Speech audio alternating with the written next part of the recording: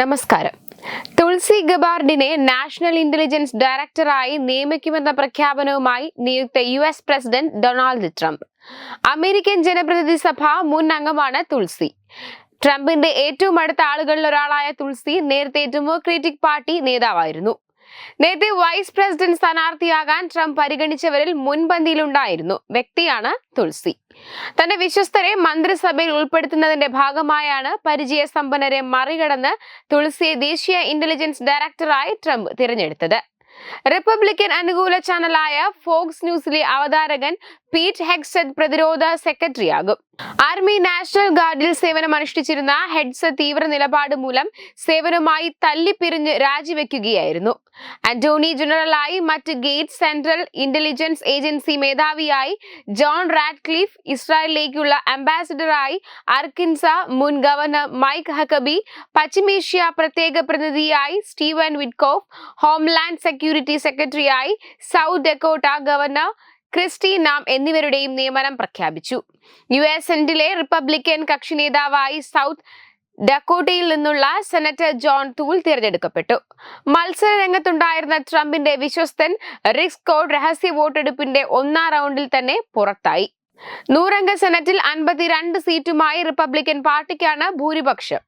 തുളസി ഗബാർഡ് തന്റെ അതുല്യമായ കരിയറിൽ നിർഭയത്വമാണ് പ്രകടിപ്പിച്ചതെന്നും ഇത് അഭിമാനകരമാണെന്നും ട്രംപ് പ്രസ്താവനയിൽ വ്യക്തമാക്കി.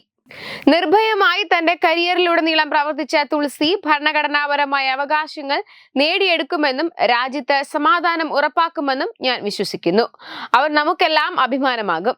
ദീർഘകാലം സംശയത്തോടെ മാത്രം വീക്ഷിച്ചിരുന്ന അവിശ്വസ്തതയുടെ കണ്ടിരുന്ന രാജ്യത്തിന്റെ രഹസ്യാന്വേഷണ സേവനങ്ങളെ മാറ്റിമറിക്കാനാണ് ആഗ്രഹിക്കുന്നത്. തന്റെ ആദ്യകാല ഭരണത്തെയും പ്രചാരണങ്ങളെയും തകർക്കാൻ US രഹസ്യാന്വേഷണ ഏജൻസികൾ ശ്രമിച്ചതായും ട്രംപ് പ്രസ്താവനയിൽ പറയുന്നു.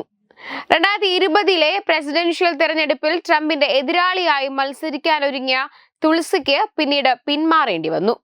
ഇതോടെ 2022 ഡെമോക്രാറ്റിക് പാർട്ടി വിട്ടതിനു ശേഷം അടുത്തിടെയാണ് അവർ ട്രംപിന് പിന്തുണ പ്രഖ്യാപിച്ചത്. ഡെമോക്രാറ്റിക് പാർട്ടി നേതാക്കളിൽ നിന്ന് പ്രത്യേകിച്ച് ബൈഡനുമായും കമലയുമായി ഇടഞ്ഞു നിൽക്കുന്ന സമയത്താണ് അവർ റിപ്പബ്ലിക്കൻ പാർട്ടിയിലേക്ക് ചേക്കേറുന്നത്. കമല ഹാരിസിനെതിരായ സംവാദത്തിന് തയ്യാറെടുക്കുന്നതിൽ ട്രംപിനെ സഹായിച്ച വ്യക്തി കൂടിയായിരുന്നു തുളസി. US-ലെ സമൂഹ വൈറലായിരുന്നു അവരുടെ ജനനം. US പാർലമെന്റിലെ ആദ്യ ഹിന്ദുമത വിശ്വാസി കൂടിയായ ഗബാർഡ് ഭഗവത്ഗീതയിൽ കൈവച്ചാണ് സത്യപ്രതിജ്ഞ ചെയ്തത്. ഹിന്ദുമത വിശ്വാസിയാണെങ്കിലും ഇന്ത്യൻ വംശജയല്ല ഇവർ. തുളസി എന്ന പേര് കാരണം പലപ്പോഴും ഇന്ത്യക്കാരിയാണെന്ന് തെറ്റിദ്ധരിക്കപ്പെടുന്ന ഗബാർഡ് യഥാർത്ഥത്തിൽ അമേരിക്കക്കാരിയാണ്. അമ്മ ഹിന്ദുമതം സ്വീകരിച്ചതോടെ മക്കൾക്കെല്ലാം ഹിന്ദു പേരുകൾ നൽകി എന്നതാണ് അവരുടെ പേരിന് പിന്നിലെ കാര്യം. 2020 പ്രസിഡന്റ് തെരഞ്ഞെടുപ്പിൽ ട്രംപിന്റെ എതിരാളിയാകാനുള്ള മത്സരത്തിൽ തുളസി രംഗത്തെത്തിയിരുന്നു. പിന്നീട് പിന്മാറി. 2022 ഡെമോക്രാറ്റിക് പാർട്ടി വിട്ട തുളസി ഇത്തവണ പ്രസിഡന്റ് തെരഞ്ഞെടുപ്പിന് മാസങ്ങൾക്ക് മുൻപ് ട്രംപിന് പിന്തുണ പ്രഖ്യാപിച്ചു. ട്രംപ് തന്റെ വൈസ് പ്രസിഡന്റ് സ്ഥാനാർത്ഥിയാക്കാൻ പരിഗണിച്ചവരിൽ 43-കാരിയായ തുളസിയും ഉണ്ടായിരുന്നു. US പാർലമെന്റിലെ ഹിന്ദുമത വിശ്വാസിയായ ആദ്യ അംഗമാണ് തുളസി ഗബാർഡ്. ഹവായിൽ നിന്നുള്ള മുൻ ജനപ്രതിനിധി സഭാംഗമാണ്. ഭഗവത്ഗീതയിൽ തൊട്ടാണ് സത്യപ്രതിജ്ഞ ചെയ്തത്. അമേരിക്കക്കാരിയാണെങ്കിലും അമ്മ ഹിന്ദുമത വിശ്വാസിയാണ്. തുളസി അമേരിക്കൻ സമോവർ വംശജിയാണ്. അമേരിക്കക്കാരിയായ അമ്മ പിന്നീട് ഹിന്ദുമതം സ്വീകരിക്കുകയായിരുന്നു. തുളസിയുടെ സഹോദരങ്ങൾക്കും ഹിന്ദു പേരുകളാണ് അമ്മ ഇട്ടത്. പേര് വെച്ച് പലപ്പോഴും തുളസി ഇന്ത്യൻ വംശജയാണെന്ന് തെറ്റിദ്ധരിക്കപ്പെടാറുണ്ട്. 2 പതിറ്റാണ്ടിലേറെ ആർമി നാഷണൽ ഗാർഡിൽ അംഗമായിരുന്ന തുളസി ഇറാഖിലും കുവൈറ്റിലും സേവനമനുഷ്ഠിച്ചിട്ടുണ്ട്. Web desk Tattvamayi news. Powered by Jyothis. Realizing your dream home.